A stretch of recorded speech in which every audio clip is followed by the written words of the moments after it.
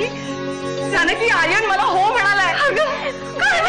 तू खूप तुला माहिती नाही तू काय केलं माझ्यासाठी.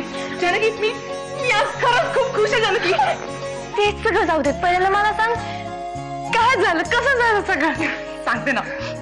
आधी आधी तू गेलीस तिकडनं, मग आम्ही पण निघालो. ऍक्च्युली आधी ना मला खूप भीती वाटत होती ग, पण मी ठरवलं होतं की नाही, काही झालं तरी आज सांगायचं.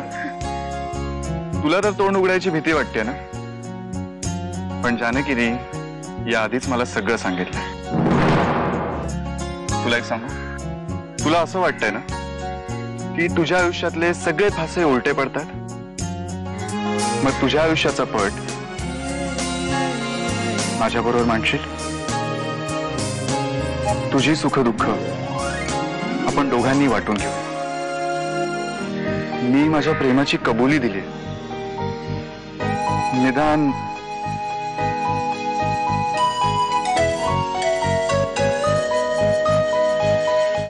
जानकी आज आज मी खूप खुश आहे ग.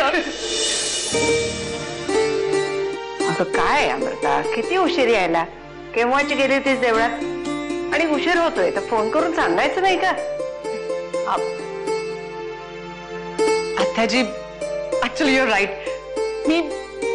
मी खरंच खूप उशीर केला ग, but it's better late than never. पण काय झालंय ते तर सांग. तुम्ही नाही सांगू शकत ग, जानकी सांगेल. अगं बस ना मम्मा. जग आजच्याचं राजकारण करायचं असेल तर या खेळाकडे प्रॅक्टिस म्हणून पाहावं लागतं. राजकारणात यायचा विचार आहे. अजिबात नाही. तुमच्या त्या हाणामारीच्या राजकारणात ना मला काडीचाही रस नाहीये मामा. आणि खरं सांगू मामा, इतर असे भरपूर फील्ड्स आहेत ज्याच्या तुमच्या राजकारणापेक्षाही जास्त श-काटशचे खेळ चालतात. आर्यन, तुझ्या मनात काय चाललंय? तुझ्या बाबांसारखा नको वागूस. माझ्या सगळ्या सवयी बाबांसारख्या असल्या ना, तरीही शत्रू कोण आणि मित्र कोण हे मी चांगलंच ओळखतो. जे झालंय ते चांगलं झालंय. अगदी नर्मदेच्या मनात होतं तसं झालं बघ. तिची फार इच्छा होती ग आर्यनचं आणि अमृताचं लग्न व्हावं म्हणून, पण अमृताचं सुख याच्यातच असेल तर हे होण्यासाठी मी आकाश पाताळ एक करेन.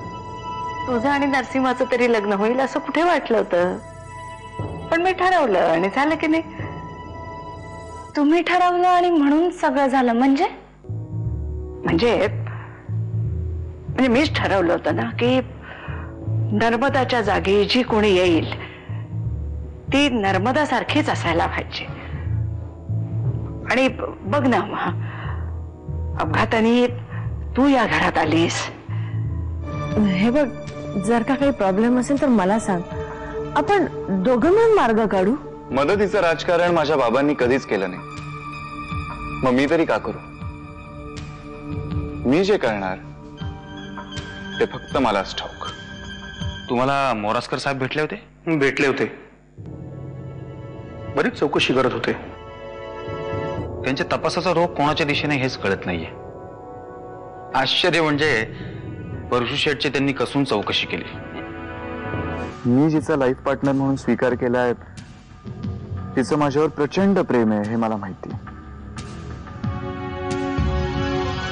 जानकी, मी अमृतावर प्रेम करू शकलो नाही, पण तिला माझ्यावर प्रेम करण्यापासून का थांबवू ना? निदान तिला तरी तिचा आनंद मिळू दे. मला पण तेच हवंय आर्यन. काही झालं तरी अमृता सुखात राहिली पाहिजे. हे बघ जानकी, अमृता नक्की सुखात राहील.